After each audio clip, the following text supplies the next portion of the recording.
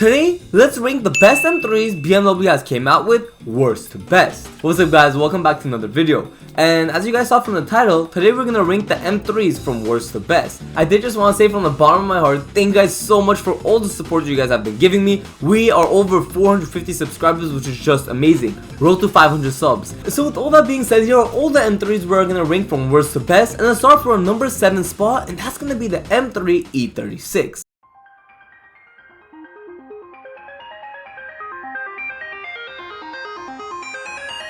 So with the E36 being in the bottom of the barrel, I did just want to say there is no hate towards any of these cars. All these M3s are perfection in their own ways, and I'm just ranking them from worst to best. But anyways, let's get back into it. So not only are the looks really not there, with it being in the most weirdest kind of arrow for cars, it also has an inline 6 that doesn't make too much power. So with the S50 B30 slash the B32, let's talk about what this inline 6 makes. So it roughly makes high 200s and low 300s. Now comparing it to the previous M3 E30, that isn't that big of a power game, nor is there a big difference felt in it. Now I didn't even get into the worst part of this car. With me talking about the E36 and how it has decent horsepower for its time, I was actually talking only about the European version. The North American version only has 240 horsepower. Now combining that with comparing it to the E30's horsepower and it not having the greatest looks of all time, what was really the point of getting the E36 M3 back then in North America? I'll tell you, there is no reason. But that does bring us into our next section of this list, which is gonna be the E30 M3.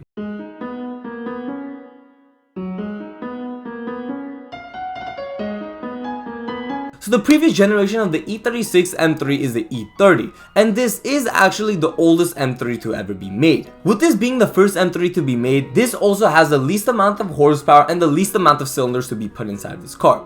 Yes, for the 1980s, having around 200 horsepower was pretty decent, but it did come at a price. And that price is that it comes with an inline 4 engine and that it wasn't too tunable with the S14. With it having the lowest displacement out of all these cars, there really is no reason to buy it comparing to all of these cars, besides maybe the look and the history behind the car. If it didn't really have any of those two factors, I might have even put it under the E36. Now going past all the boring M3s, let's finally get into the really good M3s in my opinion, and that's starting off with the F80 M3.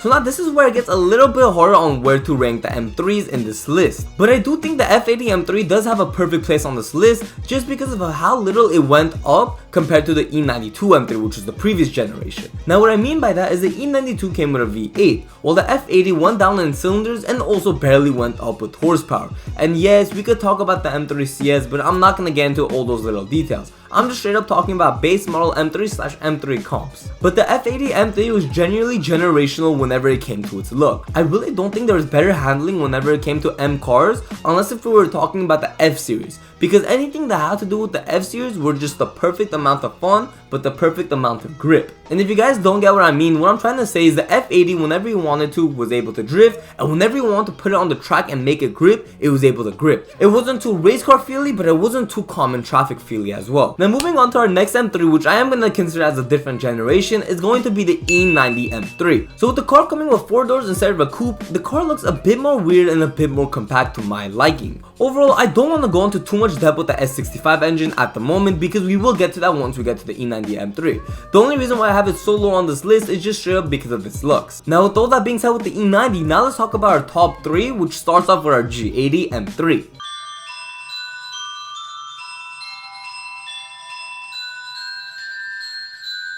So the G80 M3 being the newest M3 we have on the lot, it is by far the most powerful M3 we have as well. With the G80 M3 coming with the S58 3.0 liter inline 6 twin turbo engine, it's straight up unbeatable. If anything, you could compare these cars to muscle cars. They're literally German muscle cars. They weigh so much, but they push so much power. So the only reason why this is number 1 on my list is just straight up because of how much it weighs and how it takes that one little fun aspect we have from BMW away from us. Because it's heavy, it has a lot more grip onto it and it doesn't feel as much of a race car as it used to be.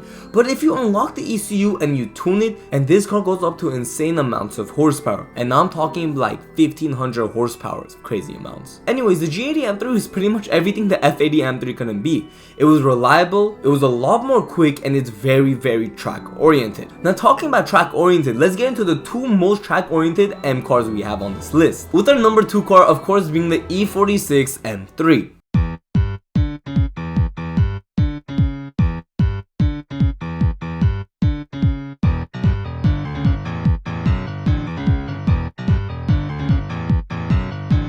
So the E46 M3 is by far my favorite looking M3 of all time. It's just so slick, it's so old but new looking at the same time, and it comes with a DCT. With the S54 being inside the E46 M3, the naturally aspirate 3.0 liter inline 6 was just something else. It came with individual throttle bodies and it revved up all the way up to 8,000 RPMs. Imagine how good that sounded. Not only are the looks good, the sound's good, but the performance is something else.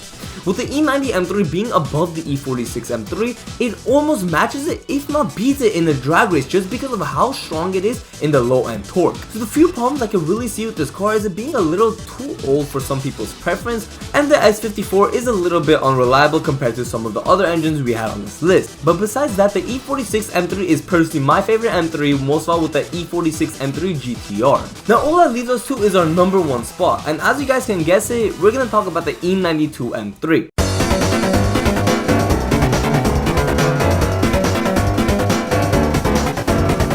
Personally, my second favorite M3 going onto this list is just the greatest M3 to be made in a factual standpoint. It comes in the coupe, has maybe one big maintenance problem, and comes with a naturally aspirated flat crank V8. What's better than that inside of a sports car? Oh yeah, did I forget to mention, it also comes with a DCT or a 6-speed manual, whichever one you want. The E92 M3 has to be the most experimental M3 we have on this list, and that's what I love about it. With it being so experimental, how did it come out so perfect? There's just so much to talk about this generation of the M3 that I just can't fit into one video. The only downfall this car really has is the rod bearings, and that's about it. But if you guys do want to hear me talk a lot more about the E92 M3 and how it came up to be, let me know down in the comments below and I'll make sure to make a video about it. But thank you guys for watching. I appreciate all the time you guys put into this video, watching till the end. But anyways guys, I'll see you guys in the next video. Make sure to like and subscribe and road to 500 subs. See you guys, peace!